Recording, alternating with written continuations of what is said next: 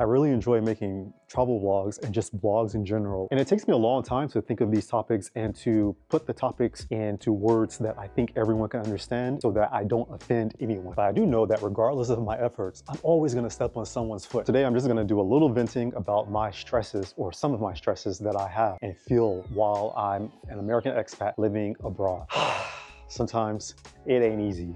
Like really, sometimes I just wonder, why do I even do this? Why do I even live so far away from my home country? Try to make a new life for myself abroad. Why don't I just stay in the United States, have a regular 9 to 5 like everyone else does, be close to my family, my friends, and a bigger support system? Then I always remember when I moved to France, just my whole demeanor changed when I figured out that there is another world outside of the United States. Wow, there are people who are actually living not according to the US culture system or to the US societal system, but there are other countries with other people, with other languages, with other foods, and other ways of life that are actually doing great. After moving to France and like being with new friends from different countries, from Spain, Germany, all of those other places, it just made me see like, okay, there's a new way of life that I could pursue. I don't need to just remain within the cultural limitations of the United States. While there are a lot of benefits to living abroad, like learning new languages, hands-on, having hands-on experience with other cultures, other foods, other people, there are some detriments I think that also come with living abroad, such as being isolated from your friends and family back home, and also being in another country when there are problems that arise. It may be very difficult to deal with them on your own because there might be language barriers or cultural barriers or other limitations that you might not understand how to deal with. But even though I love living here in Seoul, South Korea, I absolutely love my life here. Sometimes I can feel a little stressed out. I can feel a little sad or depleted because I am far away from home. Even though I have a lot of good friends here, sometimes not the same as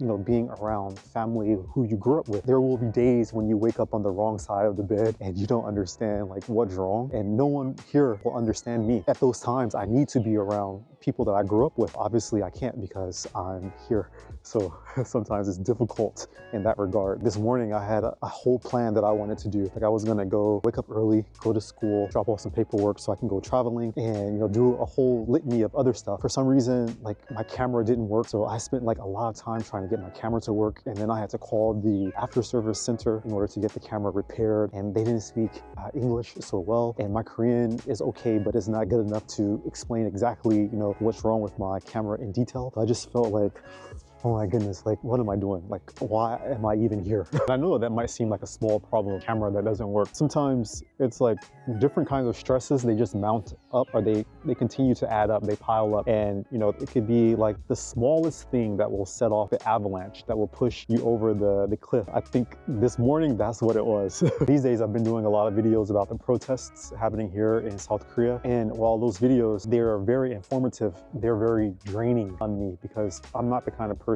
that like delves deep into politics and stuff. I'm like a happy-go-lucky kind of person. So, I like to smile a lot. I like to, have fun. I like to go out to the wilderness and experience new things, see nature and stuff like that. But these last few videos, it kind of just like drained me. When my grandfather was alive, he used to tell me that humans have a finite amount of energy. You have enough energy to do all of your daily tasks, but you also have enough energy to like hold back all of your pain and all of the distress that you might have. Those two, I guess, reservoirs of energy that you use to do your daily activities and to hold back your pain and your stress, they have their limits. So it's like, what happens if you use up all of the energy that you have to do your daily tasks? You actually use more energy to do those daily tasks. You end up pulling energy from your reservoirs that hold back your pain and your distress, and then something ends up breaking. There's something that, oops, almost fell. Doing all of those political videos, it used up a lot of my energy to do the daily tasks, but it also used up like a lot of the energy that I have to hold back like my past pain, my past trauma, and my past distresses. The incident this morning with the camera kind of just put me over the top,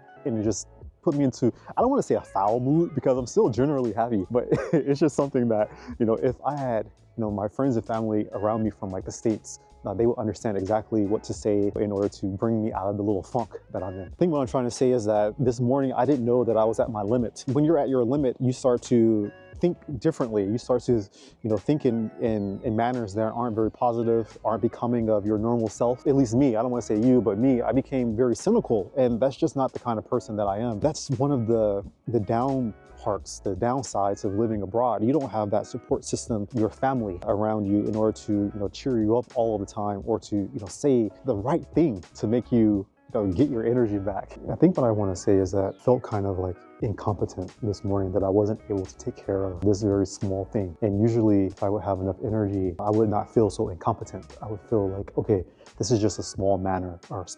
I can easily, deal with it. I just need to sit down and I need to think, I need to get some food first, I need to get some water, I need to take some deep breaths. I'll figure out what to do. But I actually almost lost control, and I wanted to take the camera and like break it. And don't get me wrong, I'm not saying that you shouldn't live abroad. I'm just saying that, sometimes it's very stressful and you run into situations where you don't know what to do, or you don't have enough energy to deal with the tasks that you need to deal with, or you might not know when you're at your breaking point. It can lead to a very negative slope if you're not careful. I think another stress for me these days has been like YouTube. Like YouTube has been like an outlet for me. A lot of the times I get to express, how I feel when I travel, or how I feel or see things living here in Korea, and my students are over there.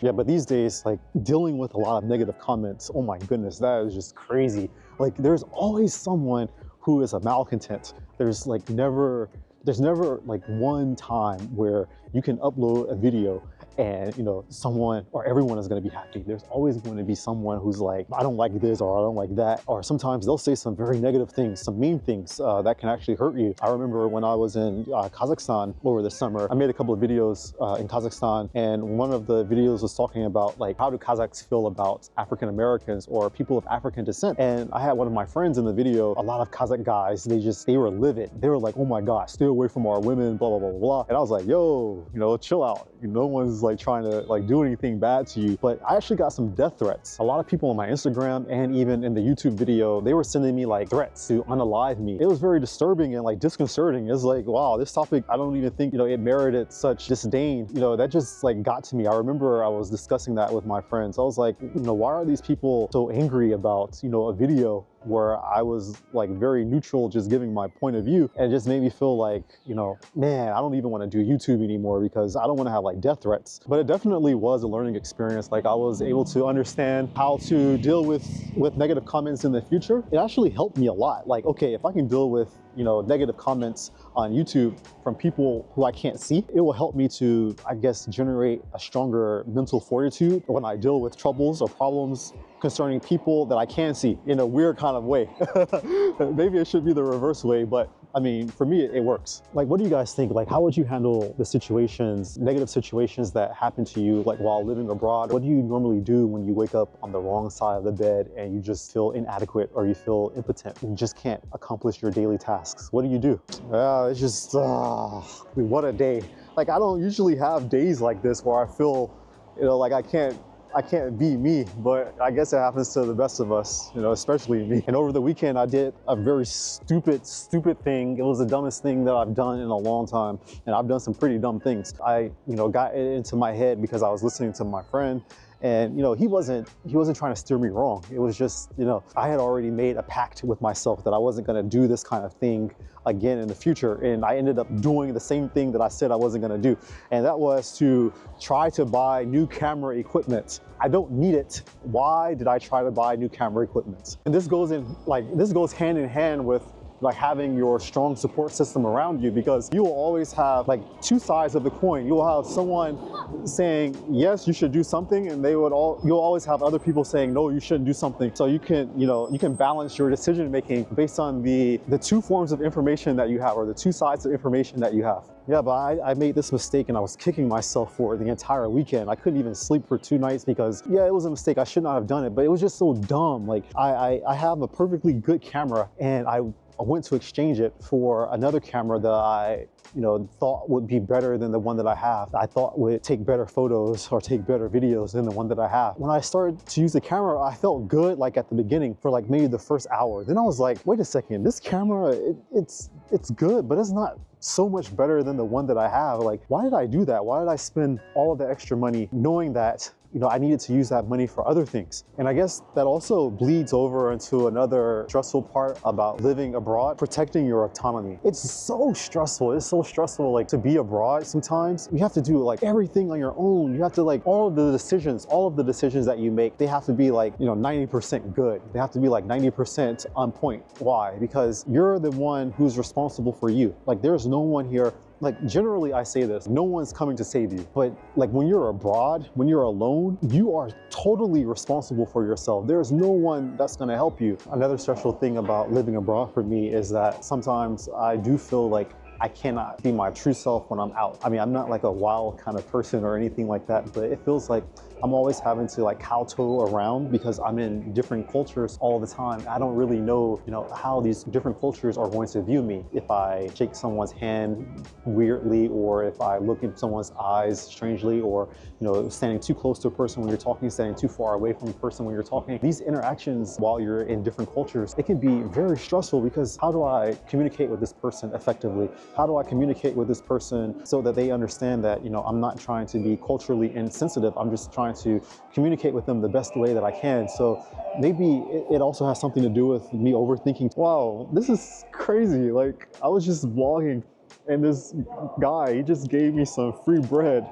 Like, I mean, I guess the universe understands, you know, that I need some kind of like cheering up today or something. That was very odd. Like, he saw me, he was looking at me vlogging, and he was walking, and then he turned back and he just says, "Hey, do you want some bread?" And I'm like, "Not really, you can keep it." He's like, "No, it's too much for me, just take it." Yeah, even though I've had like a really bad day, and this year has been a bit stressful, especially like most recently with the YouTube videos, living abroad is definitely, it's not easy. Like, there's a lot of like glitz and glamour that people on social media will show you about traveling abroad, but when you're living abroad for an extended amount of time, it can get to you. But just because I feel inadequate and I feel, you know, a little down and in distress, like now, it doesn't mean that I have to remain in this funk. It doesn't mean that I have the right to, you know, sit on my laurels and complain about, you know, not feeling the way that I want to feel. So, you know, it's up to me also to pick myself up out of this funk and to appreciate the life that I have living abroad, to appreciate all of the benefits and not the detriment that come with being an unofficial ambassador of the United States living in Seoul, South Korea. So there are some things that I can do in order to lift myself up. One thing, I can make sure that I'm eating better. I can make sure that I'm staying hydrated. I probably wasn't as hydrated this week as I should have been. And I can always like look at myself in the mirror. I think this is very simple, but it's a very useful tactic to look at myself in the mirror each morning and say reaffirming things. I'm interested to hear, what are your ways to relieve your stress living in the United States, or if you're living abroad away from your home country, like what do you usually do in order to prevent yourself from like staying in the state of distress? I'll get back to regular vlogging about Korea and other places. I'm going to be traveling soon. It's vacation time for me. This Sunday, I'm gonna leave the country. So I'll be doing some vlogging in other countries for you guys as well. So I wanna give a shout out to my channel members, Coco Cook and Nakada. Thanks a lot for joining. And as always, if you wanna join the channel as a member, you can hit that button. If you want, you can. If you don't have to, no worries. But anyways, thanks a lot for joining me. I love you guys. Make sure you stay hydrated, and I'll see you in the next one. Take care. Peace. That was a premature peace. There we go. That one was on time.